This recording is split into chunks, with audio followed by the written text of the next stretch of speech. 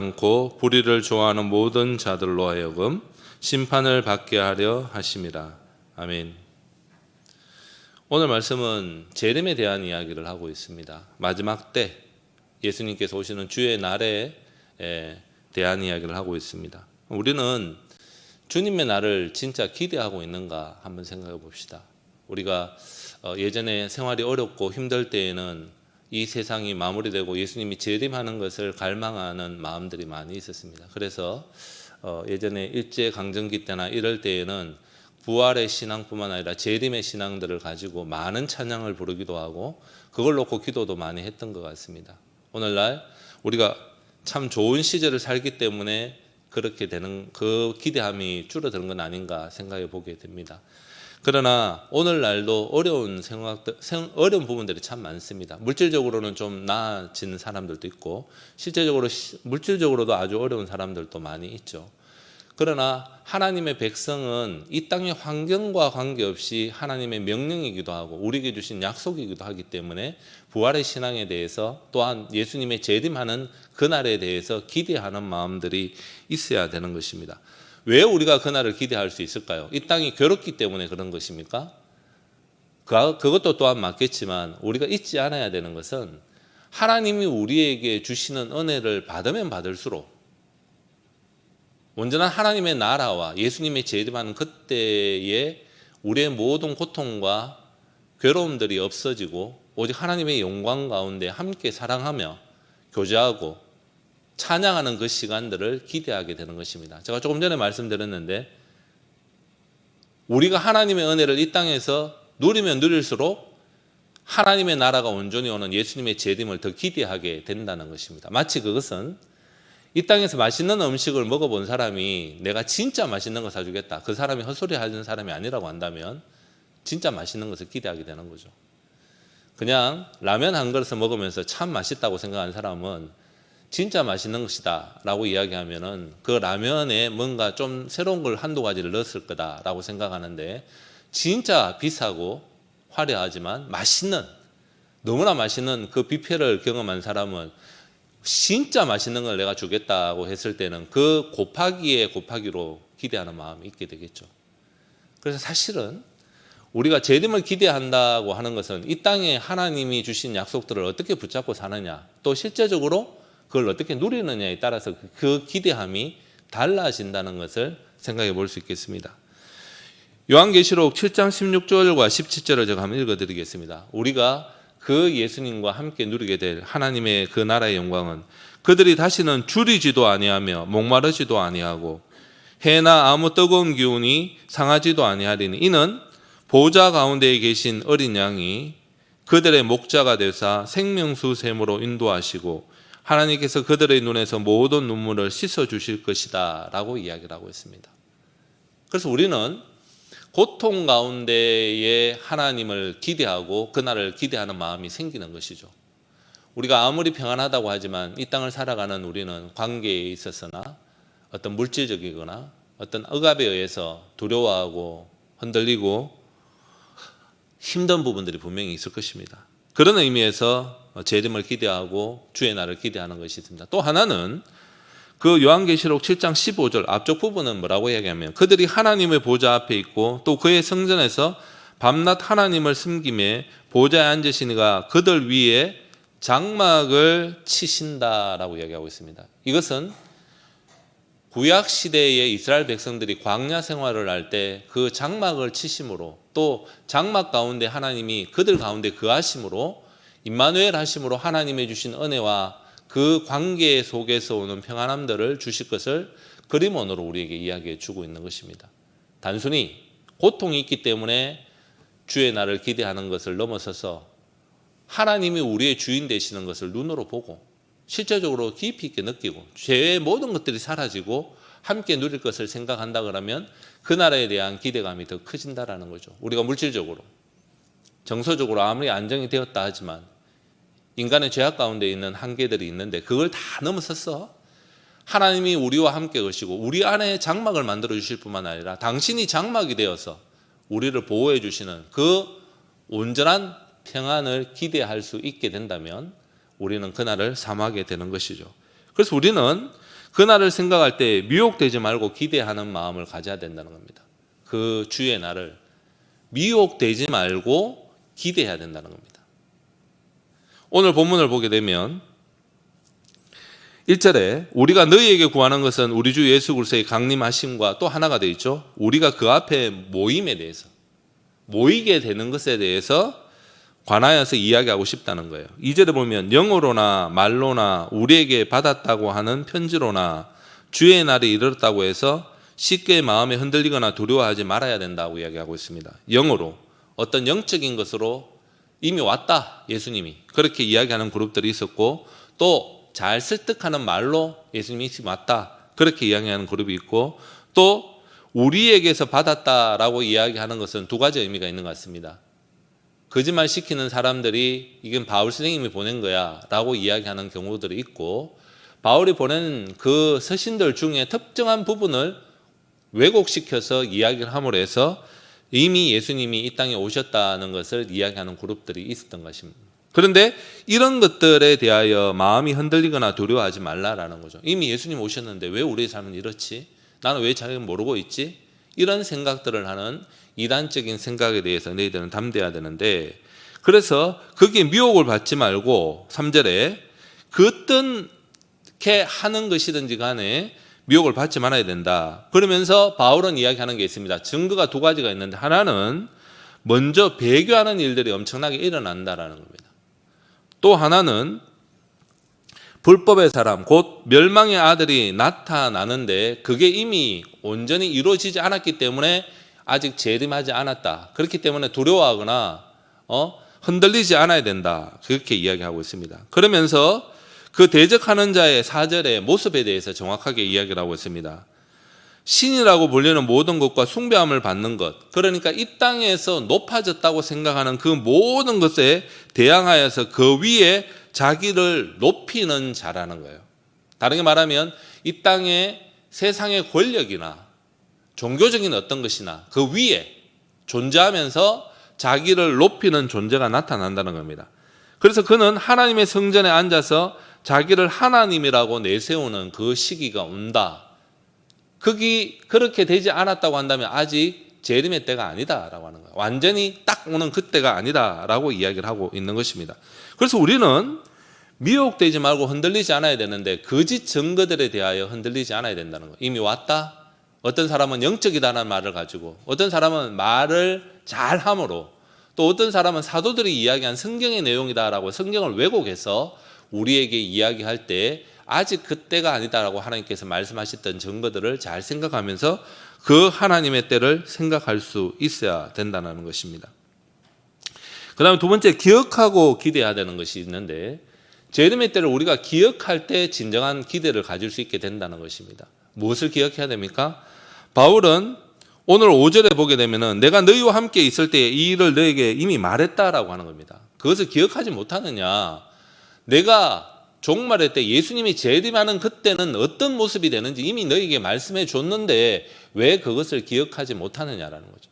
하나님 우리에게 성경 말씀을 통해서 이미 말씀해 주는 증거가 명확하게 있는데 흔들리면 되지 않는다. 그렇게 이야기를 하고 있죠. 그래서 6절에 보면 너희는 지금 그로 하여금 그때에 나타나게 하여 막는 것이 있는 것. 7절에도 막는 자가 있답니다. 불법의 비밀이 이미 활동을 하고 있습니다. 그런데 지금은 그것을 막는 자가 있어 그 중에 옮겨질 때까지 그렇게 한다라는 거예요. 바울이 이야기하고 있는 것은 너희들이 눈에 보이는 어떤 적그리스도와 같은 어떤 세력들이 이미 나타나 움직이고 있는데 어떤 세력에 의해서 그것이 앞에 전반부에 이야기했던 왕좌에 앉아있는 그 수준, 재림의 완전한 그때가 되는 것이 아니다라는 것을 이야기를 하고 있는데 그 막는 자가 뭘까요? 이건 학자들마다 다르게 되는데 세상의 시스템이나 자연적인 법칙에 의해서 하나님께서 그 룰에 의해서 통치하는 룰에 의해서 막는 것도 있지만 궁극적으로 우리가 생각해 볼 수 있는 것은 무엇입니까? 이 모든 것 통치하는 그 원리 안에 하나님의 주권이 지금도 행사하고 있다는 거예요. 우리가 볼 때 야 이건 너무 무서운 거다. 나는 어쩔 수 없겠다. 그럼 앞으로 내가 어떻게 이 환난의 시기에 바르게 설 수 있을까? 이런 것들이 두려워하는 존재로 온다고 하더라도 그 모든 것을 하나님이 주관하신다는, 이렇게 저렇게 밟으면서 막게 하는 그 시간들을 해서 완전히 우리를 멸망시키고 우리를 넘어뜨리지 않게 하는 하나님의 능력이 있다는 것이에요. 그래서 8절에 그때의 불법자가 나타나리니 주 예수께서 그 입의 기운으로 그를 죽이시고 강림하여 나타샘으로 패하리라. 8절은 그들이 온전하게 세력을 얻게 될 때에 주 예수님께서 그들을 완전히 멸망하는 그 시기가 나타난다는 거예요. 두려워하지 말아야 된다는 거죠. 하나님이 어떤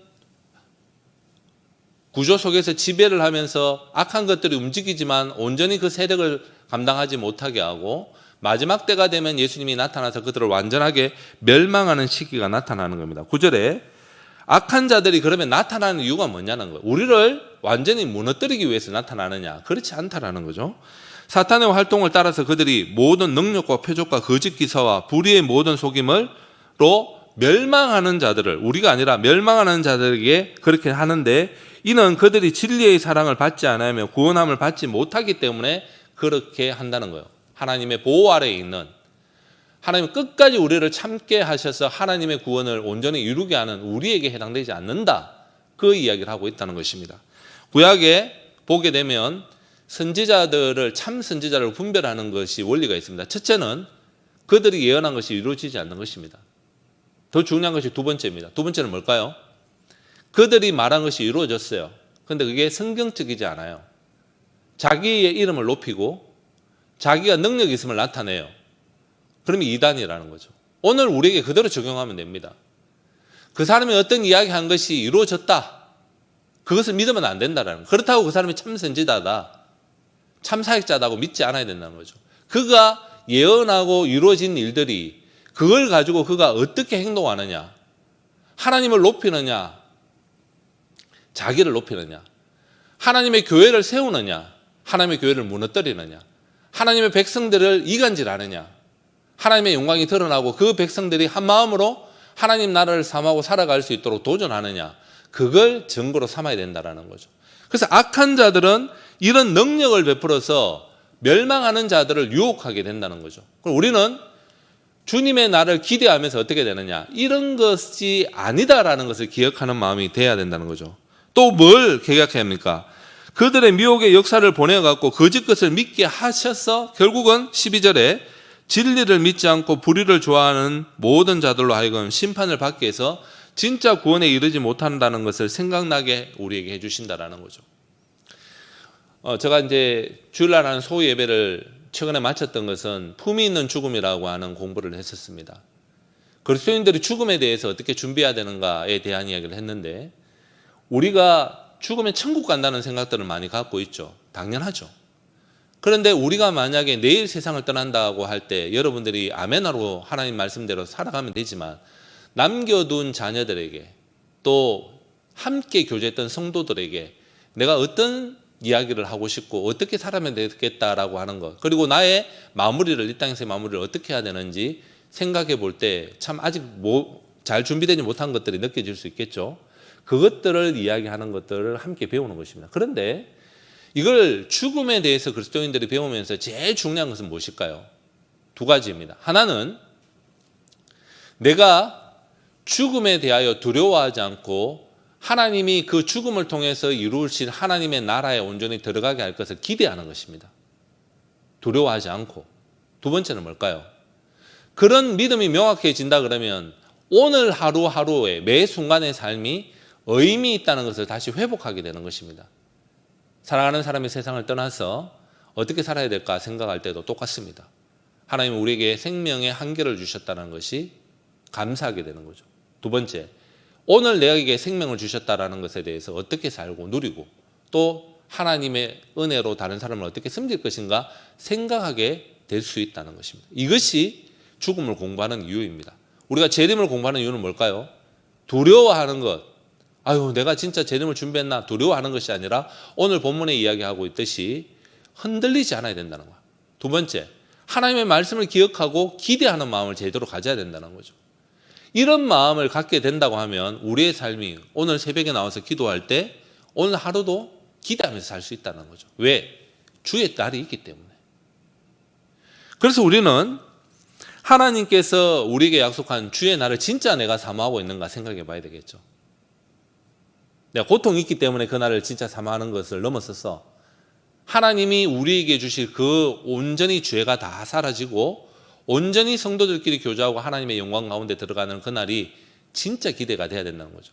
그러기 위해서는 그 약속하신 예수님이 어떤 분인가, 온전한 사랑을 이루신 하나님이 어떤 분이신가, 그 교제 가운데 우리를 초대한다는 것이 어떤 것인가, 이 교회 안의 작은 모임이나 예배 가운데 우리가 그 하나님의 은혜를 누릴 수 있을 때 마치 뷔페를 경험한 사람이 더 맛있는 거 주겠다라고 할 때 그 기대 이상으로 맛있는 것을 기대하듯이 하나님 나라가 좋다라고 이야기할 때 우리 모임 안에서 하나님을 사모하고 재림을 사모하는 사람들의 모임 안에서 그 은혜가 이미 이 삶 가운데 누려지는 것을 생각하고 이미 경험할 때 더 많은 것들을 기대하게 된다라고 하는 것이죠.